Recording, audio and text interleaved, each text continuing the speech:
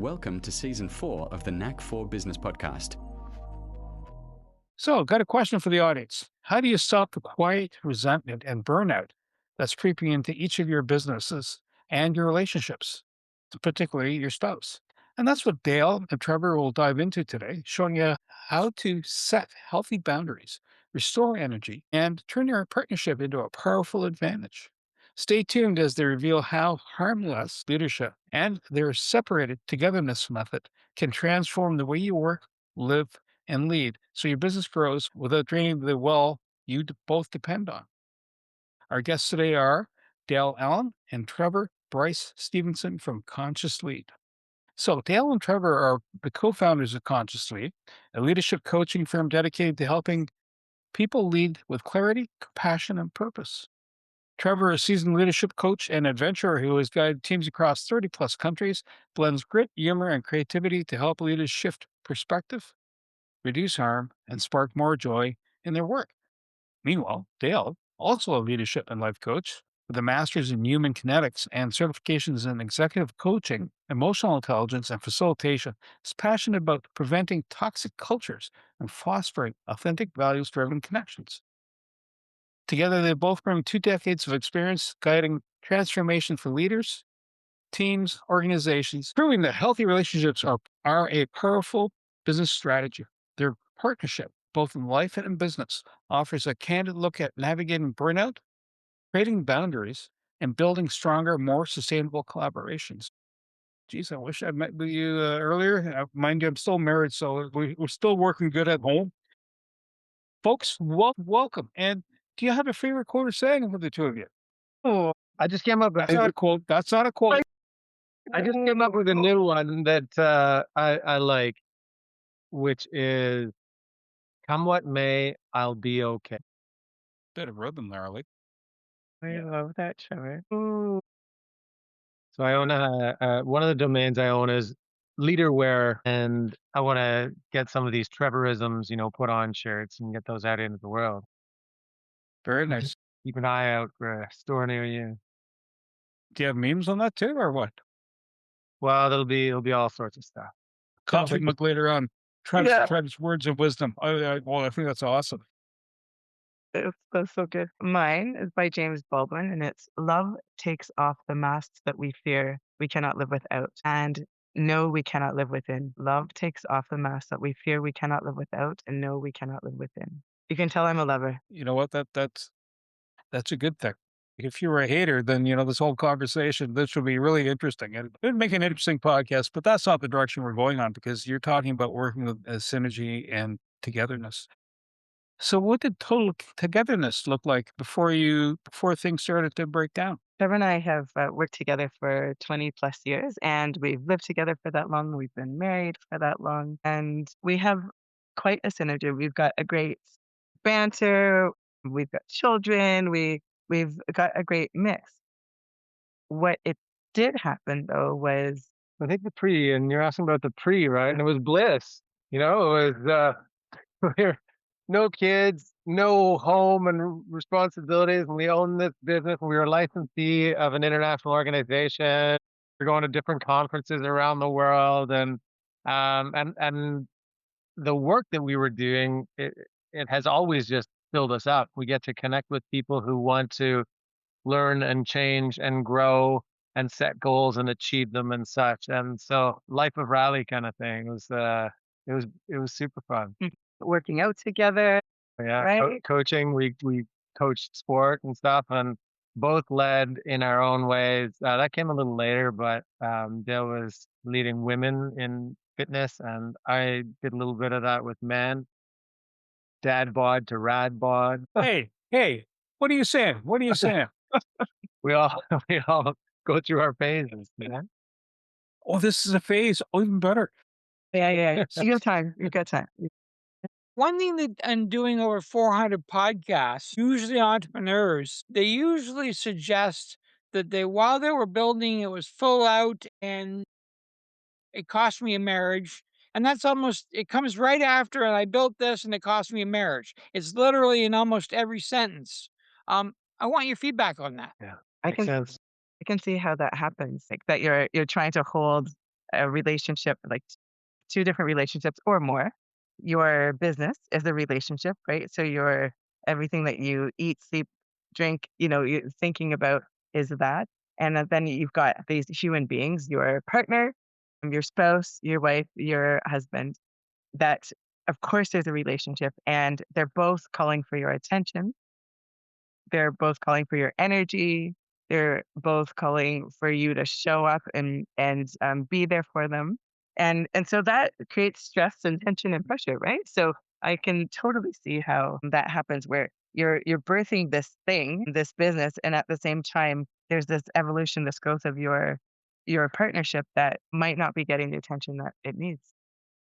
And I think one of where the real challenge arises is that we've never been taught how to communicate. We learn how to talk and therefore pattern ourselves after our parents' habits and their conditioning from their parents and so on. And as you fine gentlemen know, I work a lot in the space with men. And so if we don't know how to communicate what's going on, our fear and our stress and our pressure about being at work and wanting to make that happen, which is coupled then with this societal norm of I have to provide and I have to succeed and I have to show up and not fail and all of this all lives within me. And as Dale was saying, when my partner then wants more of me, more softness, more empathy, more connection, more time, I don't know how to balance that. And so I pull away probably more into work, or I try to do more on both sides. And this is why we hear from so many founders and people in business, entrepreneurs who do burn out. And so they can't maintain it all. And so, yeah, that leads to that demise, unfortunately. It's interesting. I've got two questions in the go here because you just talked about spouses. I'm going to add another layer in here that's not kind of where we were originally thinking. What about offspring? Oh yeah. Or offspring, that who you procreated with, or you are in charge of, but also if you have seniors living in your place too. Does this cover that ground too? Yeah, it does. It does ultimately, like right at the root, right? Is that, you're just holding, like you're holding relationships in all of these ways of trying to make sure that you don't drop anything. But your work is tied to your survival, right? Your work needs money. So the way that you'll want to put energy towards you're not getting paid, I mean, hope not, to be a dad or a mom or a partner, So it's not that we think of that in that way, but we're so committed to making that money, having that business go, or doing so great at our job that we can make more money so that we can then nurture these relationships. We can take care of our children, our siblings, our parents. And so it all comes into play because it still is a balancing act. And I think that's what becomes so challenging when this is like at a deep level kind of connected to your self-worth and your ability to provide, right? And so we're a leader in every one of these roles, right? And leader being that reality that how I show up has an impact on others. If we can consider that the definition of leadership, how others are influenced by my presence, then not having those communication skills, by and large, all of us growing up. And so all of us have found our way in different ways, but without that being a a common skill set to communicate when times are tough and there's tension, whether it's parent child, partner, or the other parent child, my descendants, then we struggle with it, right? And that's a real important aspect of the work that we do, and why it's a gift that we work in this space while being partnered in business. It's all gifts. If you're wondering, like it's always amazing, just so you know. It's the wrapping sometimes. Little crusty. Crusty little crusty. Yeah, when I'm in this life coaching business that I'm in, I get everyone's email and the themes that, how to bounce back after burnout, or what do you do when you've broken the marriage? What are the warning signs where you could actually catch somebody before the ship hits the rocks? That is so good, Wayne. Yeah, so good. You know, I think we don't pay enough attention to our own warning signs. Like I think well, that's what we coach to is the alarm bells that go off. There are people will often express this fatigue. They're not sleeping. We call them work mares. They're waking up in the night with nightmares from work, and they're not seeing. So they speak of these conflicts between, I said I was going to be home at such time, like let's say 4 o'clock. I'm missing my son or daughter's sport or recital or something like that. Or I haven't seen my spouse. We're not even dating. We're just like two ships passing. I think looking out for those kinds of things, like there's usually a physical thing that shows up. I'm tired, wired, can't sleep, work mares, not eating, skipping lunch. Those kinds of things actually show up. And then like the physiology is there's like we kind of describe it, Trevor, as like this nervous tension. Like I just kind of feel like I'm in this hypervigilance. I'm always watching. I'm always watching. Like just can't settle. That kind of. And with those being the internal ones, I think the external ones it starts with requests. It starts with people asking for you to be there more, a sadness around you not being able to be at the recital, your kids mentioning it to your spouse. And it moves from a request and a want to a demand and some sort of antagonizing about you not being there. And then what we realize is a partner doesn't want to live that way. They don't want to be that person who's frustrated and tense. And they're like, this isn't worth it to me. I don't like being that person. And you're not changing. And so I'm leaving. So why do you think resentment builds up? If you're cohabiting together, right?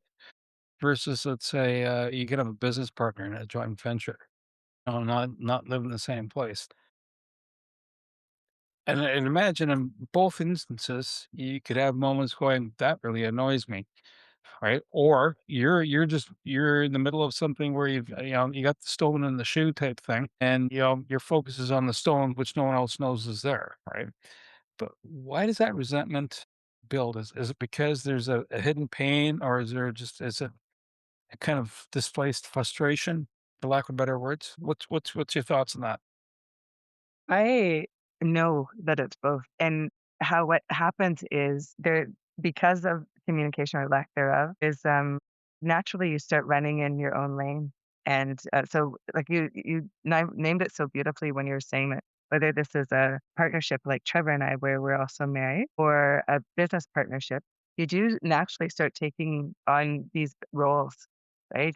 And you start building almost like this expertise in these different roles, right? So what can happen is there's a perception of I am doing more because there are things that I'm doing that you don't know, like you don't understand the things that I'm thinking about, how I take it home at night, and you've got your own thing too. So as a partnership, as Trevor and I are partners both in life and at work, that happens both at home and in the business where like I feel like I'm holding some things that Trevor has no idea about, right? And at home it's the same. Like there are things that I'm holding that he has no idea about. If it wasn't for me, I'm saying this in quotation marks for the listeners, but if it wasn't for me, these things wouldn't get done. And I think naturally that happens. I mean, would you say that happens for you too, nature? First thing I thought about when you were asking that is like everyone thinks they're doing more. I mean, I'm right, of course, but go on. About me doing more. No, I mean that's it, and it becomes a sense of fairness, and then we just keep coming back to that. You see, it's our inability to communicate that, and so we do a passive aggressive, we do a request, we do a demand, and it just gets a little bit. The closer you are, the more baggage, the more history, the more we have these thoughts, right? And so the more effort and work it takes to really undo that and be very open with what's, like Dale said, what's actually going on inside me, and then how do I communicate that? Yeah, that can be a scary thing. One thing that interests me from being in this coaching for a while, talking to other coaches that have been at it a while, there are things that you learned early or even bought a franchise for that was told to you was the truth. And even at some level, when you were told that it was the truth, and then years pass and situations and systems change, and you risk becoming the barefoot shoemaker. What if you had to give yourself a head shake and go, well, that was true then, and you've had to revisit or reshape or refocus now? I think one of the biggest things when we started, when we had that license of this international organization. It was a leadership development. It was one of the largest in the world and created in the 60s. And they were real thought leaders, which was great. And the work that we were doing with them, they had, the big binders and the cassettes and then the CDs. And Do people know? I don't know, Oh, you're going to 8-track and VHS and beta and just add it in there? chisel strings out on them. We don't skew to the Gen Z, Dale, honest. Yeah. But one of the reasons we left there is the work was very much focused on the work. It was about how we'd become more effective at performing, at productivity. And and that was true, and we could see it. But the question really became, well, why, if we know, because we realized everybody knows all the ways to be more effective, more efficient, more productive, right? So why aren't we doing it?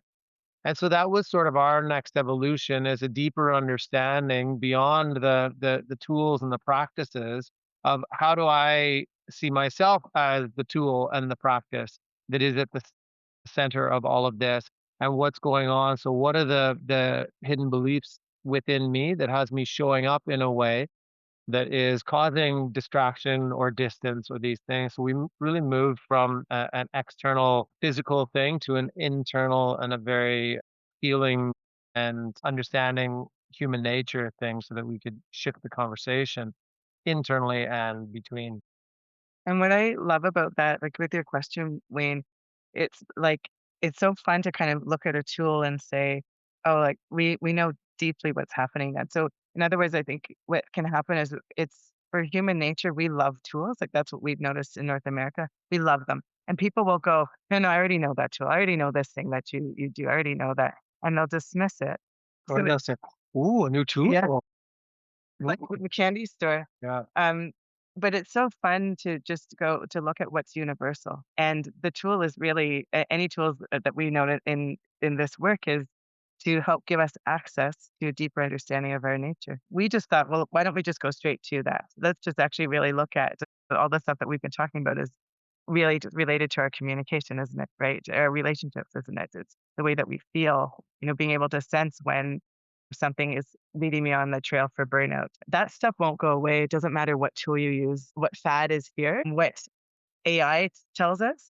This human stuff is just so it will always be here. It's universal. And I would say was our biggest shift, and also why we ended up leaving the franchise, because it was like we could just keep seeing that the same thing no matter what. We saw the same patterns were happening. They were human patterns. And so we thought, well, why don't we teach people about human patterns so that they could see them, sense them beforehand. They would have practices to do that would help them not fall into that rut, and then practices to get out of a rut. So it's that universality that to me like has just been so much fun. Fun and like puzzling and all the rest. You've talked about tools and things coming up, and you have the week on and week off. Is this like wax on, wax off, or what's the scoop here? Tell me how that fits in. I'm making slight light of it, but not totally. Oh my gosh, it has been probably a big savior of the marriage and thus the business. But did you want to talk about the genesis? Sure.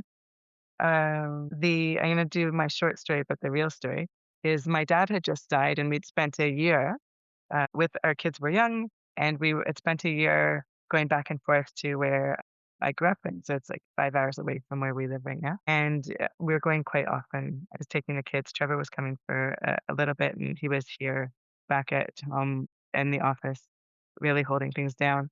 And there was just so much movement with going back and forth, and of course, going through the process of being with my dad and family as he was dying. And we were already he had just died, and we were already going to Jamaica for a wedding that was already planned, and we'd had a service and everything. And when we were in Jamaica, Wayne and Bernie, it was so wonderful to just be unscheduled. It was incredible. We weren't rushing to anything. And that drive, the 5 hour drive is never 5 hours. It's actually like 7 to 8. So it was starting to wear on us energetically and all of that. Uh, when we were in Jamaica, though, I realized I had decision fatigue. Like Trevor was planning our trip because we had, before we were going to the wedding, which was in a resort, We were in at Airbnbs. It just was just too much. I couldn't. He'd ask me like, "Where do you want to stay?" I couldn't answer. It was just too much. And so I realized that I couldn't wait for another vacation to just release and relax. Like I needed more. I wanted to see that happen more regularly.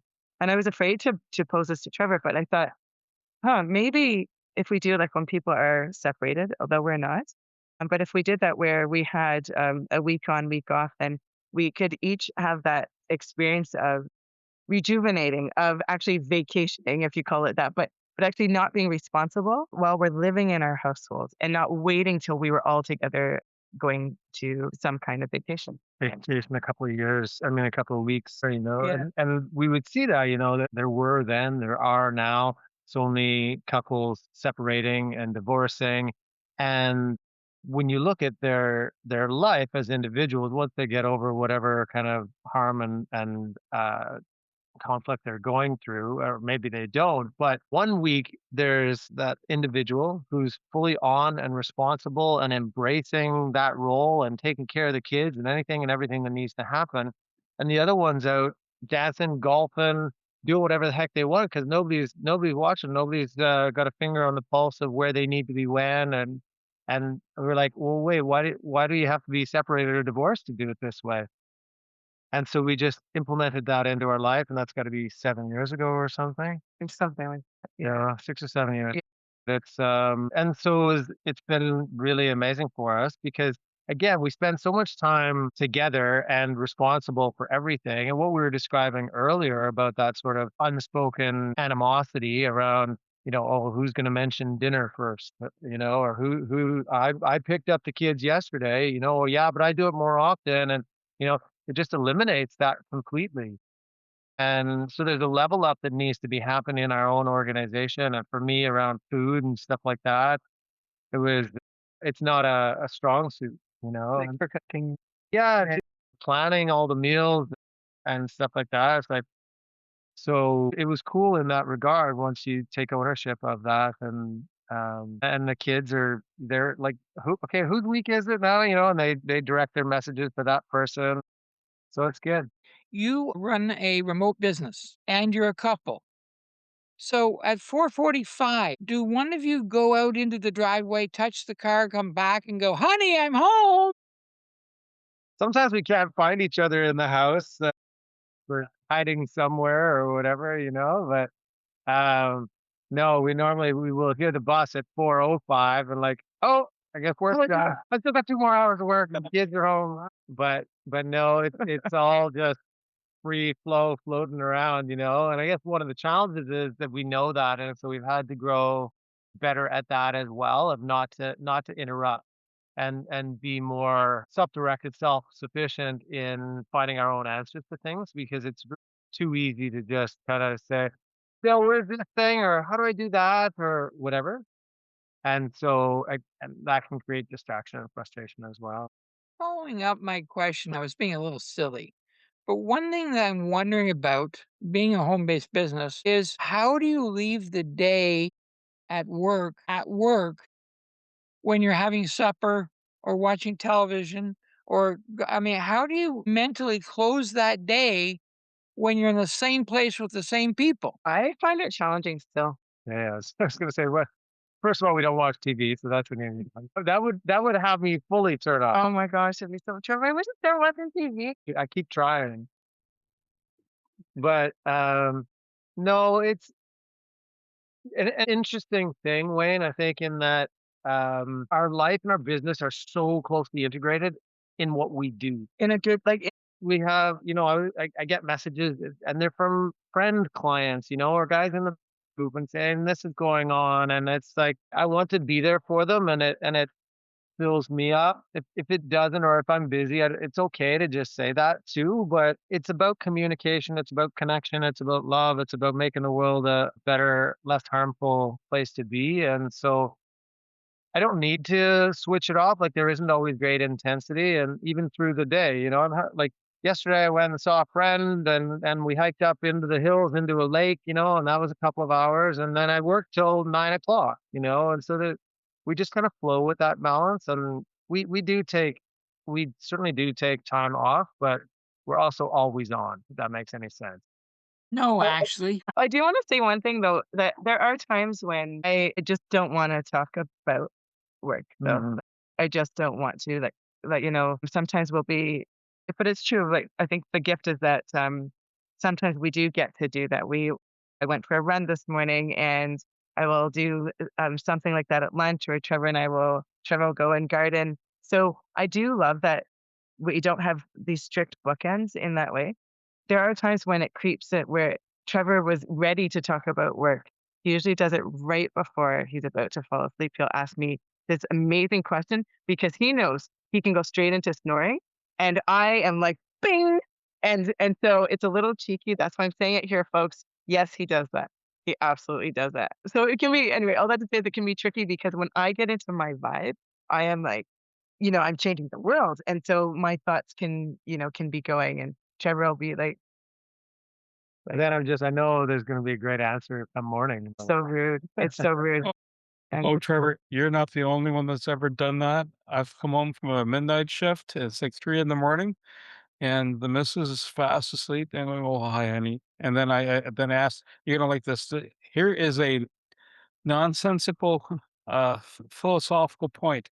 If a light is traveling across space and you see the light and it hits the house, is it still capturable energy?" Someone in the household has taken a course where it says that's no, no. The answer is no. But are you sure? And then next thing you know, 3, 2, 1, I'm out. Meanwhile, my wife is fully awake, going, "This is why you can't." The whole logic sequence kicks in, right? And I'm gone, and but she can hear me snoring. The funny part is, though, years later, you hear someone talking about astronomy and physics, and going, "Actually, it is capturable. Not worthwhile, but it's capturable." Right. Just so you know, that I thought, random thought whipping through. Yes, yes. so I see that you and Trevor went to the same school then. It's what's really showing up right now. Suspecting. I'm suspecting. The school of male upbringing. Oh my goodness. I'm enjoying this tremendously. I love coaching. I love training. I love living lives. But my audience, what are some 2 or 3 things that says, I need to talk to these people? I didn't even know I didn't know. Help me. How do we dial in on how they know they need you? Yeah, it's so good. Is it just family therapy that you work with, or family, or husband and wife, or spousal counseling that you work in, or is it business too? No, it's certainly, I mean, we've been at this for 20 plus years and we work with every industry imaginable, whether it's tech or manufacturing or retail and sales. And we work a lot in the public sector and healthcare and education. And so all over, absolutely. But it's very much at the human level. And so Dale had mentioned earlier about it, like first being like when you were asking about how we know that there's something we need to work on, and it comes up first within. And that's where, for your audience, the people who are listening, we kind of all know that things aren't right, that things aren't I'm not taking care of myself in a way that is good. The impact that I have at work isn't what I want it to be, and or at home. And so I can feel that distance and I don't know what to do with it. That is the big thing. Like there's less joy, less fun, less connection in my life. And I'd love that to be different because people start to realize that we have a limited time here and it's not all about scaling that business and going public and, moving on, exit, get another one, repeat. Those who want to be well then can lead well. That's, I guess, who I really. Yeah. When you're seeing things that keep repeating, so either you're ruminating on something or you're seeing a pattern that exists between you and a partner, a child, a parent, a business partner, a client, something where you just feel like this isn't right. We keep trying different things and nothing's working. People will come at that point. I like to see it before then because usually at that point you're quite exhausted. So people will come when they're about to burn out or they have burnt out. But yes, so we're often in quite difficult experiences where people have kind of lost hope and they're looking for another way. And why our work seems to be so helpful or as an offering for them is because we're looking at root level things, like what is happening at the root that's keeping this pattern alive. And when you start to become aware of the pattern, and of course that's one thing, but then it's like, of course you're looking at then how do I get out of this pattern? I don't want to keep repeating it. And so we are way because we talked about this being harmless leadership is when you are in a funk, when you are in a pattern that isn't serving you, when it's you feeling stuck, it is a pain and it creates some kind of we call that harm because you don't know how to get out of it. Sometimes that is what the harm looks like. But we call this harmless leadership or nonviolent leadership. Because when you are looking at some kind of change, you look at where you are right now. Like if it's your business and you say you want to scale it by, I don't know, like 20%, whatever it is. Or you're having a problem with an employee, means that where you are right now, you're trying to change. You're trying to go from there to a better place.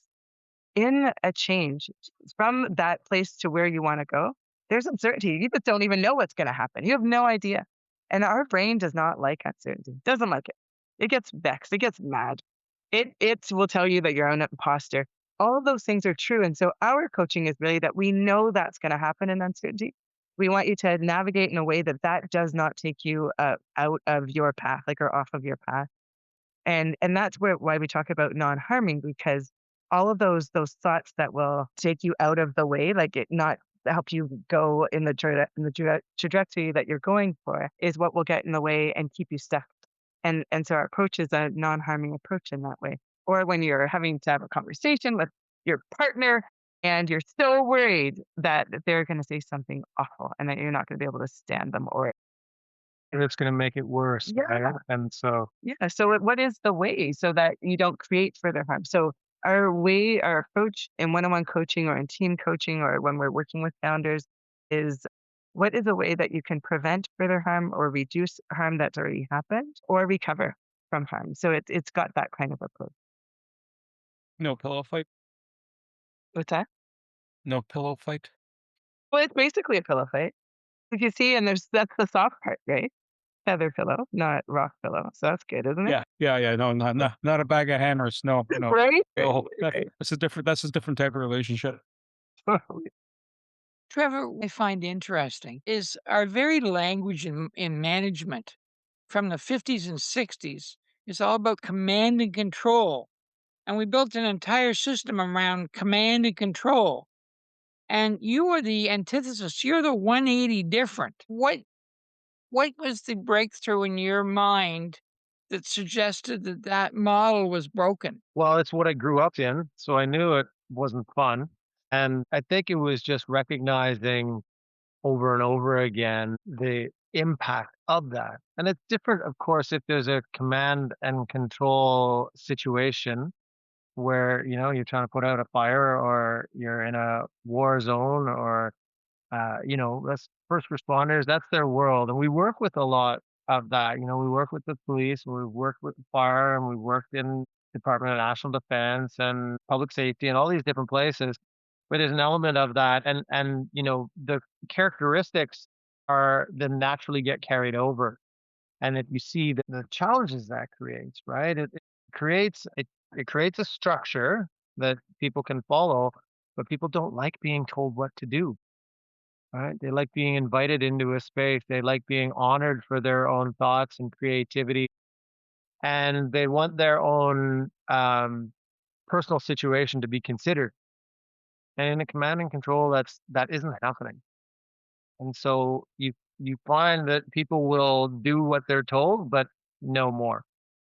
And so the performance, the engagement, the level of trust, the effectiveness of the entire organization is diminished to whatever that leader is telling people they must do. And if that becomes too much, then people just leave. So if this resonates, if this is a whack on the side of the head and you go, I've got to talk to Dale and Trevor, how do we get a hold of you? ConsciousLead.life is the website. Basically, it's all there. And ConsciousLead Life is kind of on all the platforms, and it'll be in the show notes here, I'm sure, but you can find us on the usual platforms for sure. I want to say thank you to Dale Allen, Trevor, Bryce, Stevenson, my co-host Wayne Pratt, and you, the Knack for Business listeners. So Dale and Trevor help business partners and couples break free from burnout, hidden resentment, and by teaching them harmless leadership.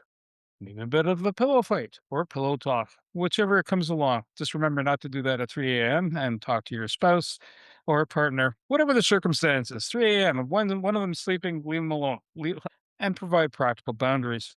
They love guiding leaders to reconnect with their values, rebuild trust, and create workplaces where collaboration thrives.